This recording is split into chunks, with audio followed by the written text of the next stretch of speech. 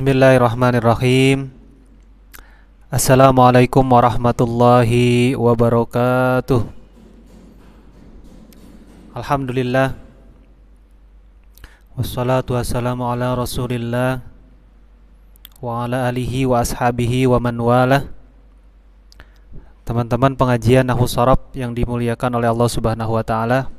Kemarin kita sudah membahas mengenai isim, fiil, dan huruf. Jadi kita sudah mengenal apa itu kalimat isim, apa itu kalimat fiil, apa itu kalimat huruf.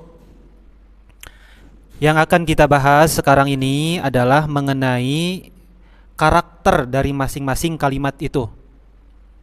Karakter atau tanda atau alamat atau ciri dari masing-masing kalimat, baik kalimat isim, kalimat fiil atau kalimat huruf. Kenapa kita harus mengetahui karakteristik atau sifat dari masing-masing kalimat? Tujuannya ada dua. Yang pertama, supaya kita bisa membedakan mana kalimat isim, mana kalimat fiil, mana kalimat huruf. Yang kedua, supaya kita tidak salah dalam memperlakukan. Dalam hal ini supaya tidak salah dalam membaca kalimat. Itu ya. Itu tujuan kita mengenal karakter dari masing-masing kalimat ini. Imam Ibnu Ajjurum dalam kitab Al-Ajurumiyah mengatakan, fal ismu yu'rafu bil khabdi wat tanwini wa dukhulil alifi wal lami wa hurufil khabdi wa hiya min wa ila wa an wa ala wa fi wa rubba wal ba'u wal kafu wal lamu wa huruful qasami wa hiya al waw wal ba'u wat ta'u. Nah, itu yang akan kita bahas. Baik, kita uraikan satu-satu sekarang. Jadi isim karakternya itu menurut kitab Al-Ajurumiyah ada 4. Karakter yang pertama, isim itu kalimatnya huruf di akhirnya itu bisa khofad. Apa itu khofad? Khofad itu adalah huwa al-kasratu allati fi akhirih. Kasroh huruf akhirnya. Nah, itu khofad maksudnya. Kalau bahasa lainnya jar. Kasroh huruf akhir dari kalimat isim itu, atau huruf terakhir dari kalimat isim itu bisa kasroh. Contohnya, marortu bi Muhammadin. Nah, itu bi Muhammadin, huruf dal dalam lafad bi Muhammadin kasroh kan. Nah, kasroh huruf akhirnya ini bisa dipastikan bahwa kalimat itu adalah kalimat isim. Nah, itu tanda yang pertama. Isim itu huruf akhirnya bisa kasroh.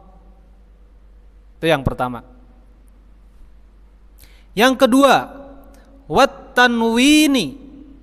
Karakter isim yang kedua adalah isim itu huruf akhirnya menerima tanwin. Kayak tadi contohnya marartu bi Muhammadin. Dinnya itu, dalnya kan tanwin kan.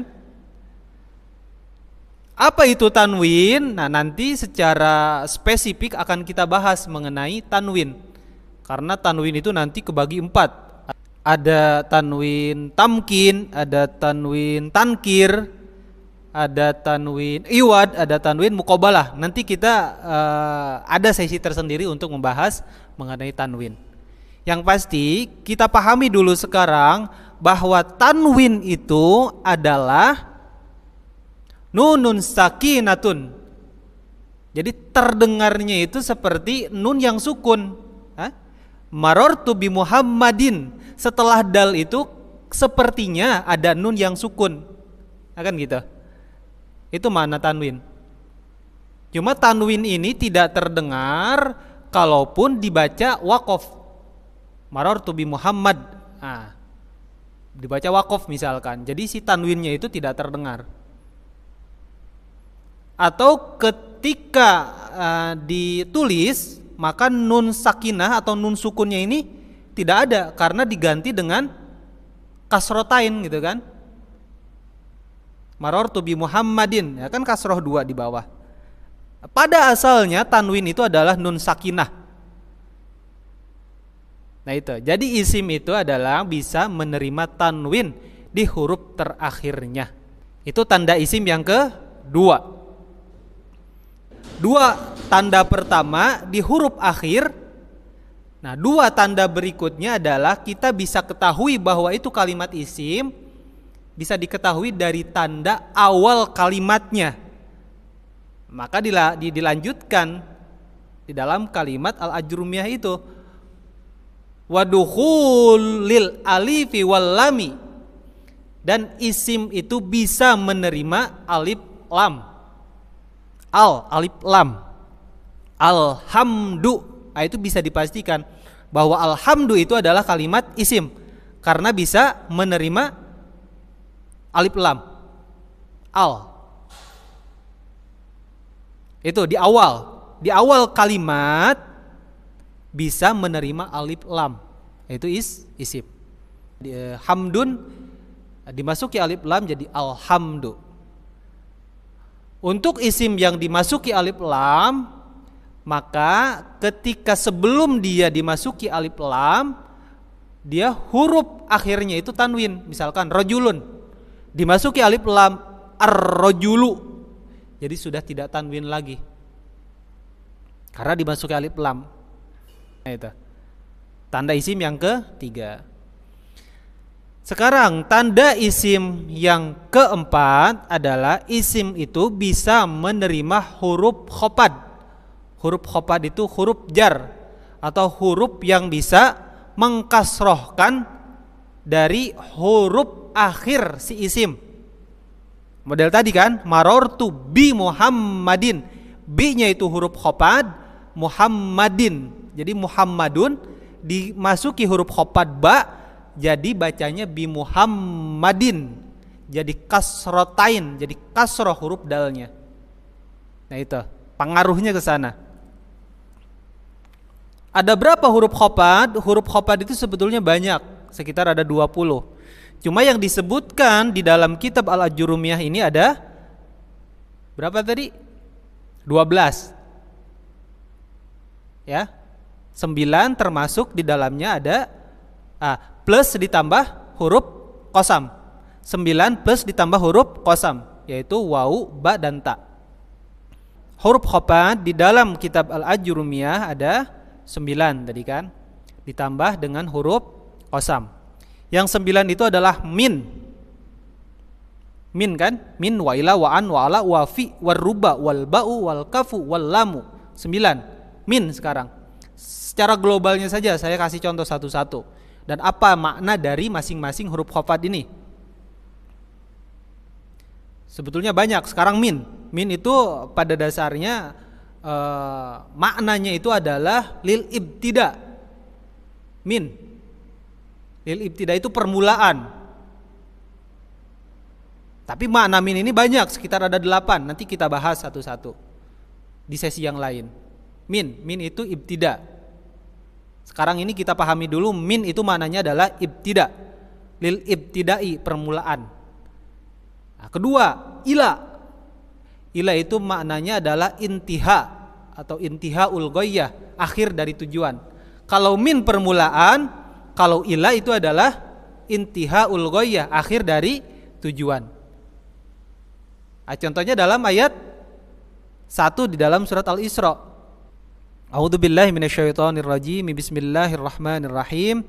Subhanalladzi asra bi 'abdihi lailam minal masjidil harami. Dari Masjidil Haram, kan dari, ilal Masjidil Aqsa, sampai Masjidil Aqsa. Amin ini maknanya adalah al-ibtida, mulai dari Masjidil Haram ila adalah maknanya al-intihaul ghayah atau akhir dari tujuan, ilal masjidil aqsa, sampai masjidil aqsa. Nah gitu. Jadi kalau ada min lil ibtida biasanya diikuti oleh ila, al-intihaul ghayah, akhir tujuan. Ada permulaan, ada akhir. Nah biasanya berbarengan min sama ila. Kalau min ini maknanya adalah lil ibtida, dan ila itu selanjutnya adalah al-intihau atau lil intihai.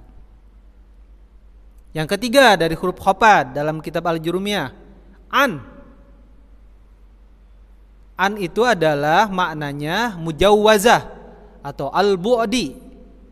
Mujawwazah itu melewati, al-bu'di jauh. Contohnya romaitu as-sahma anil qausi. Saya melemparkan anak panah jauh melampaui dari busurnya. Jadi kan itu. Romaitu as-sahma anil qausi. Saya melemparkan anak panah melampaui jauh dari busurnya. An itu al-mujawwazah atau lil bu'di. Yang keempat, ala itu al-isti'la atau lil isti'la. Lil isti'la itu maknanya adalah di atas. Misalkan raqibtu alal farosi, saya menunggangi di atas kuda. Ala. Nah, percepat saja. Sekarang fi itu maknanya adalah di lid-dorfiyah. Jadi di lid-dorfiyah itu di dalam. Contohnya al-ma'u fil kauzi. Air itu di dalam gelas, fil kauzi. Sekarang rubba itu adalah maknanya bisa lit takthir, bisa lit taklil. Lit takthir itu adalah menunjukkan terhadap banyak, lit taklil menunjukkan terhadap sedikit. Rubba lit takthir. Sekarang contohnya rubba rajulin bakhilin laqaituhu. Banyak sekali laki-laki yang bakhil itu yang pelit yang saya temui. Itu rubba lit takthir. Sekarang lit taklil untuk menandakan sedikit. Rubba rajulin karimin wajadtuhu. Sedikit sekali laki-laki yang mulia yang saya dapatkan. Al-ba'u ba itu maknanya biasanya li ta'diyah.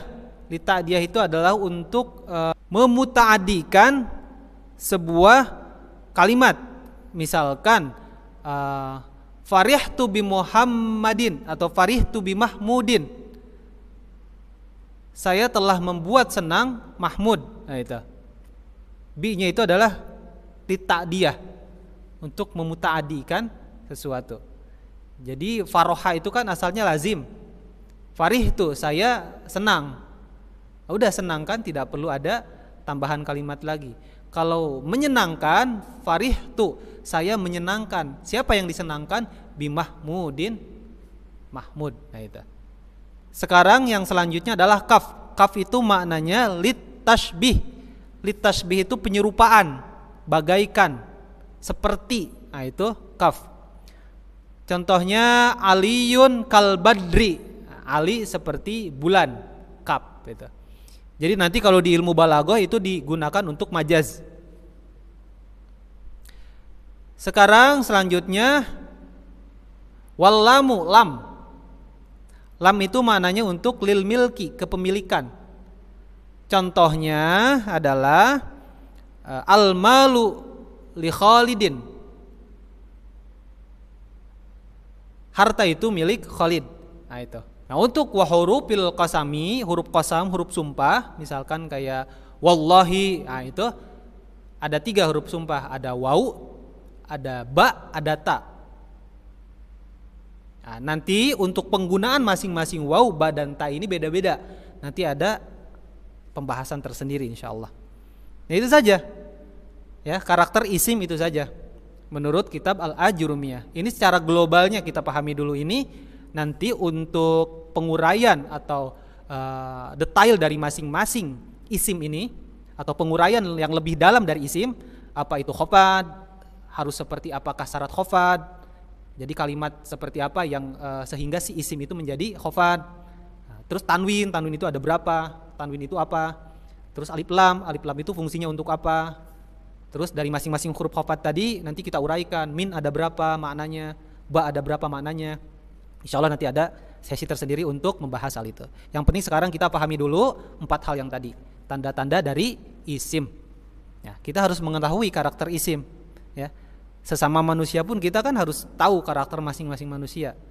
Nah, seperti itu saja yang bisa saya sampaikan, pengetahuan dasar mengenai nahwu kita kali ini. Usikum wa nafsi bitaqwallah. Assalamualaikum warahmatullahi wabarakatuh.